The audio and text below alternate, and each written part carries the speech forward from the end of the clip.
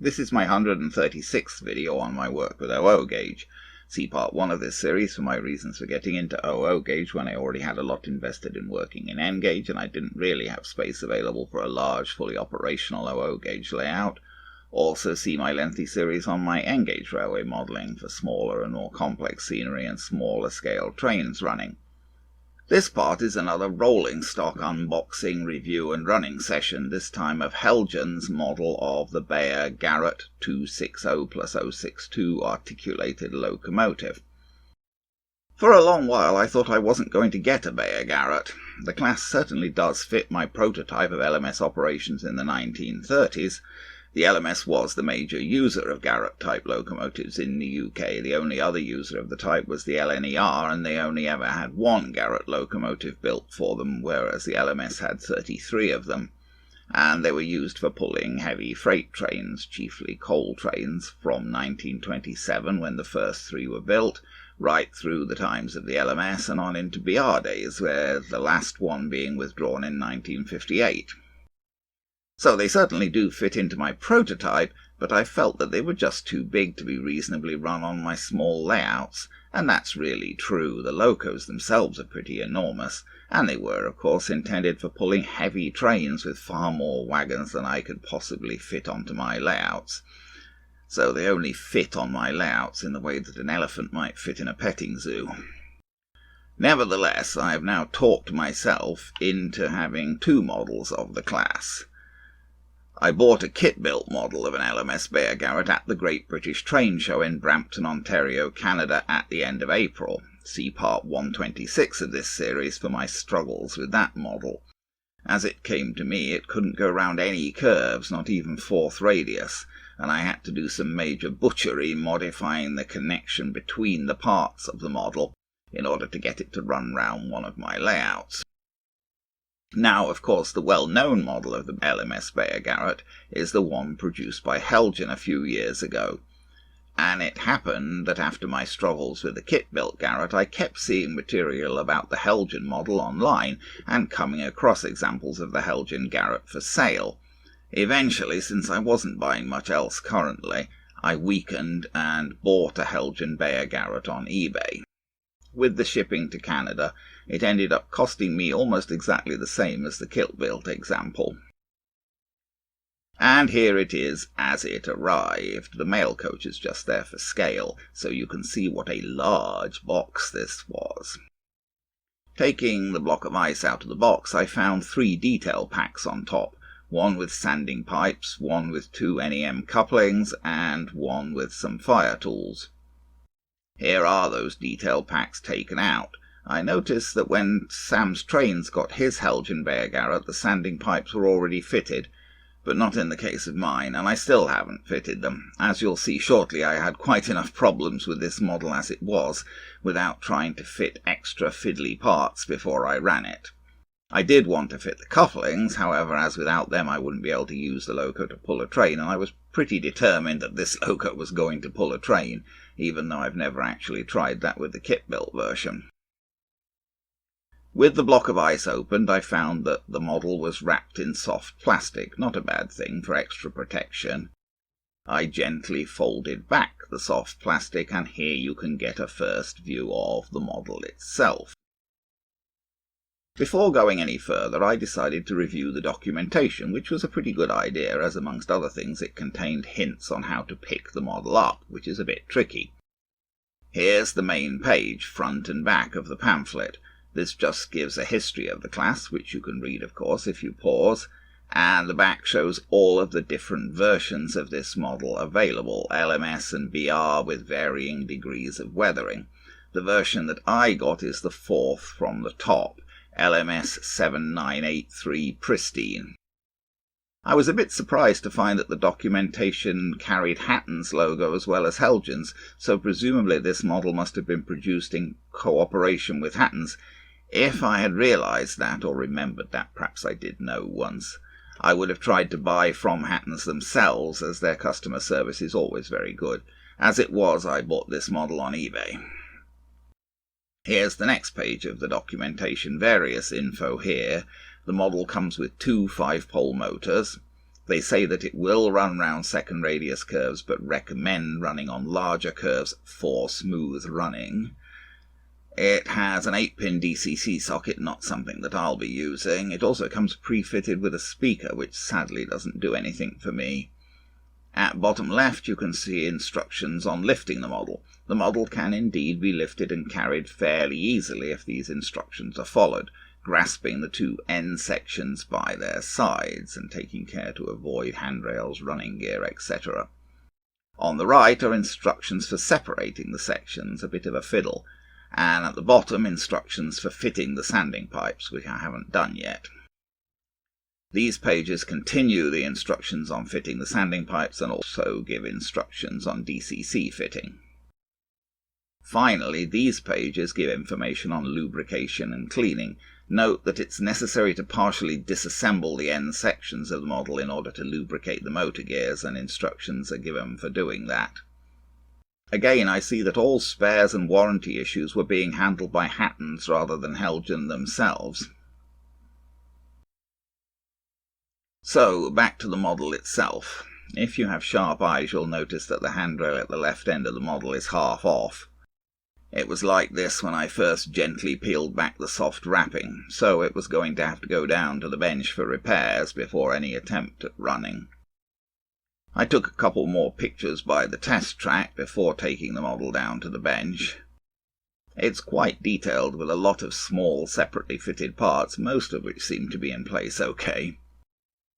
I couldn't for the life of me get the little plastic bracket on the end of the displaced rail back into its hole. I tried and tried, both with the bracket on the rail and with the bracket separated. Eventually, predictably, the tiny bracket pinged out of my tweezers and got lost. I can't imagine how they ever managed to fit these things in the first place. I ended up just gluing the end of the railing in place with a tiny drop of CA and then applying a dab of black paint. It's certainly not a perfect repair, but it was the best I could manage. At that point, I noticed that the valve gear was coming apart on one side of one of the drive units.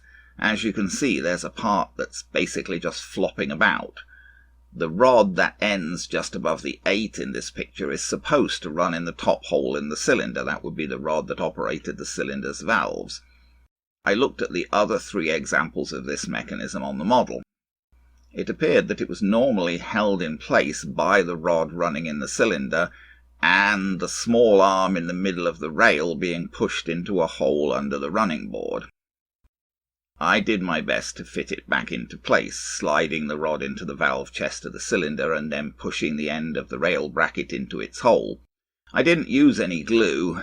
It seemed to me that the other examples of these parts weren't glued in place. I shall have to keep an eye on this, but it did appear to operate okay after I refitted it. I'm not really 100% sure I've got it the way it was supposed to be now. It doesn't really operate the valve rod, but I don't see how it ever could have. So it seems it's more of a static representation of those parts of the valve operating mechanism. Finally, I took the model back to the test track and actually put it on the rails. It did actually run backwards and forwards using only a reasonable amount of power, and the connecting rods and valve gear appeared to work okay. I ran it back and forth quite a bit, keeping a close eye on the movement of all the rods. So far as I could see, things moved quite reasonably, and nothing was snagging on any of the 4 sets of gear. Here's the other end by the coal bunker. The vents on top of the cab are modelled permanently open. There is some detail in the cab, but it was hard to photograph.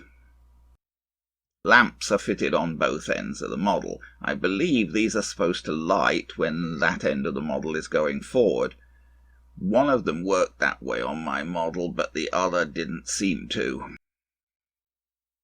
This is the end where I repaired the handrail. My repair isn't too obvious unless you really look for it. Note that chain couplings are present at both ends. The NEM couplings were not pre-fitted and came in a bag. I have fitted the NEM couplings at both ends as I wanted to use the model to pull trains. I nearly lost the filler cap for the water tank seen at centre here. It fell off when I was trying to fit the NEM couplings, but fortunately I was able to find it. I was feeling a little frustrated that things kept falling off this model despite my best attempts to handle it carefully, and I hadn't even really tried to run it yet. I did finally get it onto my Hornby layout on the third radius outer circuit to run it in. I had problems with this as well, as I absolutely could not get it to go across facing points water tank first without derailing. I finally did manage to run it in by turning it round so that it went into the facing points coal bunker first, and I was able to run that way without derailing. Well, I'm sort of vaguely trying to run this Heljan Beyer Garratt in backwards. That is officially backwards. It's going cab in front of boiler. Because I can't run it forwards because it won't run around my layout forwards. It derails all the time if I run it forwards. It will not go. Every time it gets to a point, it derails going forwards. We can try it again, but I tried it repeatedly and I could never get it to go round my layout forwards.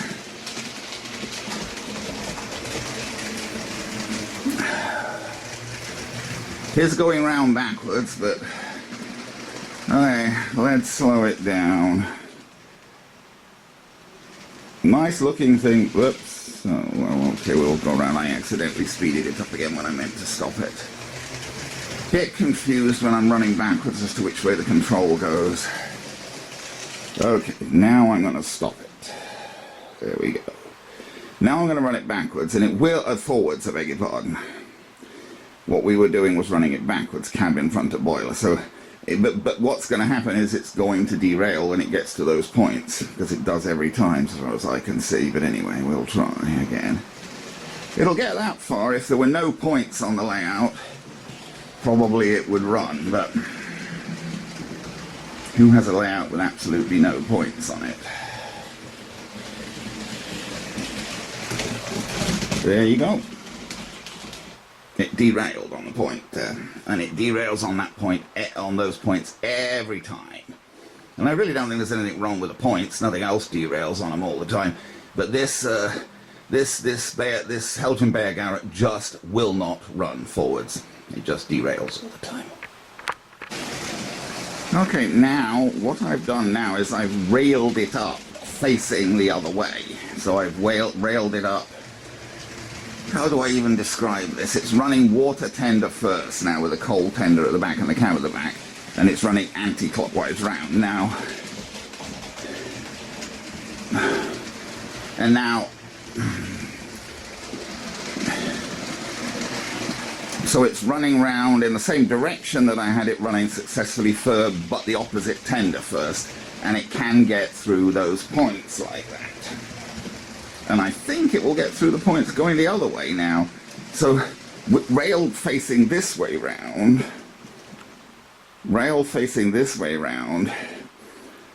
it's hard to even describe what I'm talking about.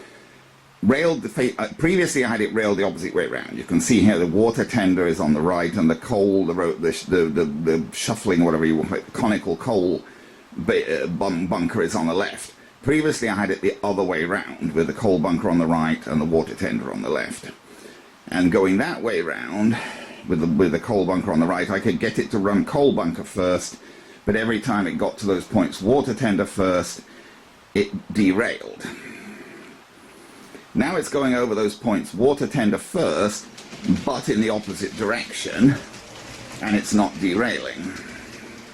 Now, if I take it round coal tender first, will it derail going over those points, going the other way where it derailed before? So now we're going coal tender first, but we're going round, we're going to hit those points in the direction where when it hit them before, it always derailed. Trying to go slowly. Nope, see, it got through them now. Is it going to get through them? Well, it got through. I've already, actually, before I turned the camera on, I'd already had it through them a couple of times, and that's another time it's gone through them. So it railed up this way round. It gets hard to describe this.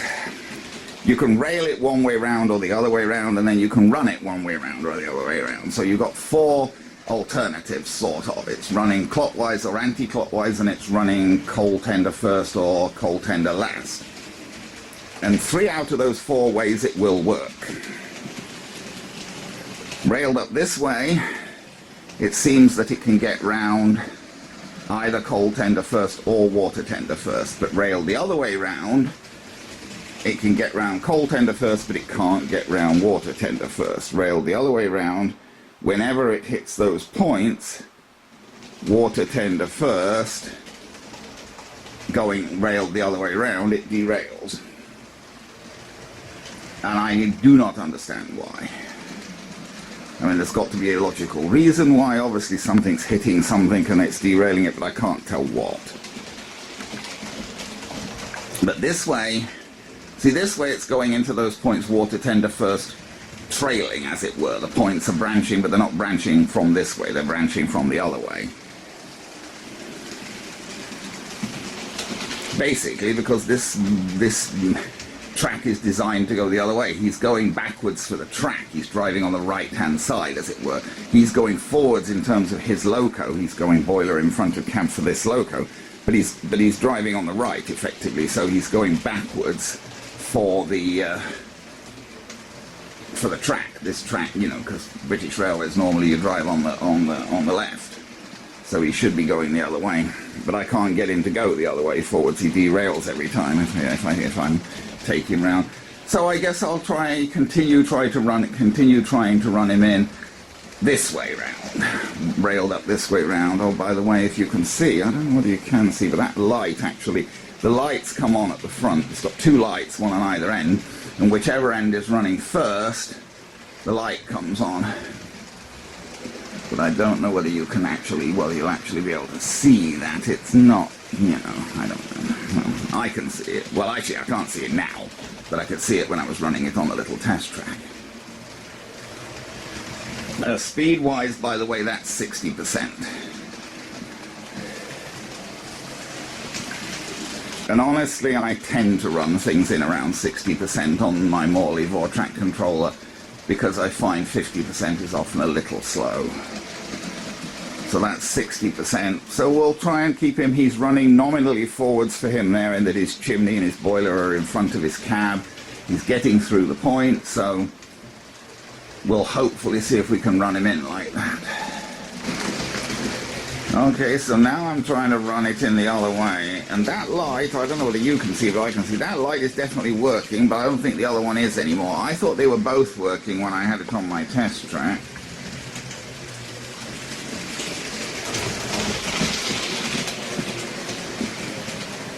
When I had it on my little test track, I thought they were both working, but now it seems like this one is working, but the other one isn't. Although I don't know whether you can see at all, but I can. That's definitely working. That's definitely illuminated, that light. But when I run it the other way around, I don't think it is. So now we're running it nominally backwards. It still makes a bit of a clunk as it goes over these points, but so far, touch wood, it hasn't actually derailed going over them. It makes quite the clunk going over those points. Alright, well, so we'll try and finish running it in backwards now, and then at some point we'll actually hook some wagons up to it. I've put couplings on it. I am going to try and get this running some wagons. Having run the Heljan Beyer Garratt in, I wanted to hook it up to a train. I had this Hornby LMS brake van that had arrived recently, so I decided to unbox this and use it. I hooked the Beyer Garratt up with quite a number of coal wagons, some loaded, some not. Of course, this would be a ridiculously small train for such a large loco, really, but I can't help that. It's about as much as I can sensibly run on my small layout. I've set the train up to run with the Beyer Garratt going forwards, i.e. with its firebox and boiler ahead of its cab. It's going the wrong way round the circuit, on the right track rather than the left track, because I couldn't get the Garratt to run round forwards the other way without derailing on the points. I hooked the new Hornby brake van up on the back of the train. It's always good to have a nice stable brake van bringing up the rear of a train. So now let's finish with some running video of that train. Well, I did manage to get the Heljan Beyer Garratt run in for half an hour in each direction. I had to put it onto the line facing the wrong way in order to do that, because I couldn't get it across those points going forwards facing the right way. It's facing from left to right here. The front of it is on the right, but that means it's travelling on the right-hand track, of course, so effectively it's going up on the down line, which it really shouldn't be doing, but I have to do it like that because it keeps derailing at the points if I try and run it across the points facing the other way.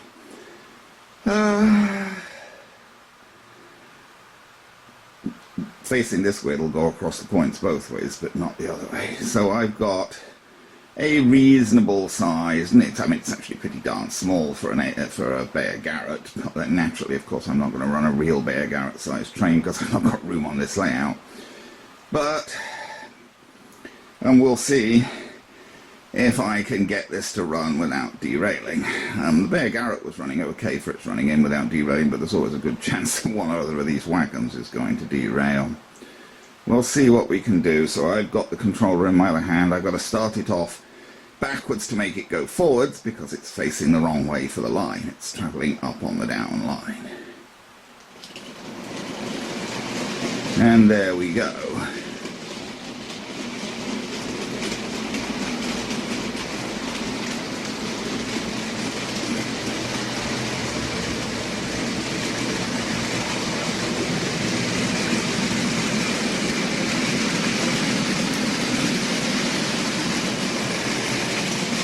The most dangerous place for derailments is, of course, that front straight section, because that's where the level crossing and all the points are. Well, I put the points there on purpose so that I could operate them manually. I didn't want to put points at the back of the layout where it's hard to get at, because I wanted to make this layout manually operated rather than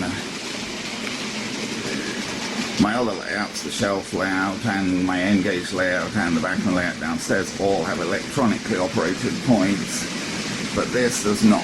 This has manually operated points, and they're all at the front here, so I can get at them.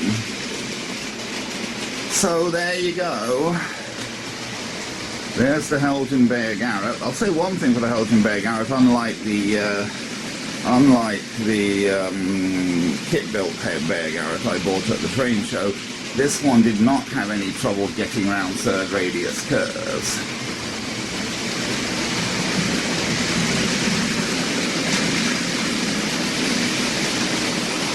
It gets round the curves okay. I'm just letting the whole train run past there, and then we'll catch up with the engine. But yeah, the various components of the articulated locomotive can get round the third radius curves okay without a problem in this Heljan version. They've managed to get that sorted out so it works, unlike the kit-built version, which couldn't get round even a fourth radius curve without me modifying it because the sections were jamming against each other.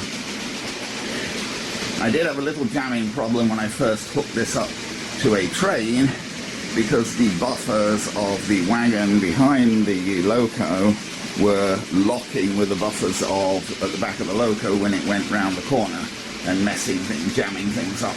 That wagon, the wagon that's behind the loco now actually is missing a buffer.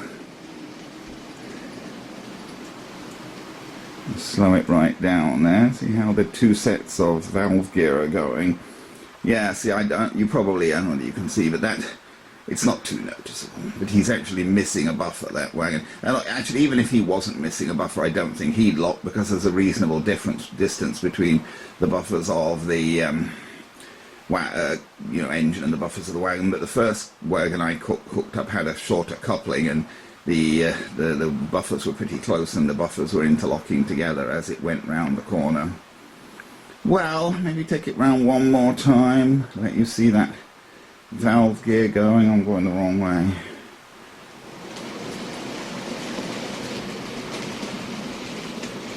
It's a nice looking engine, you've got to give it.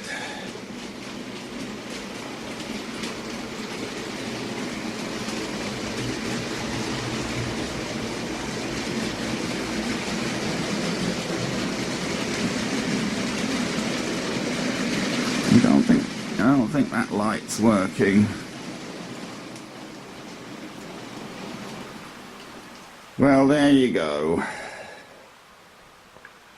Had its problems, but it is basically running and pulling a train now.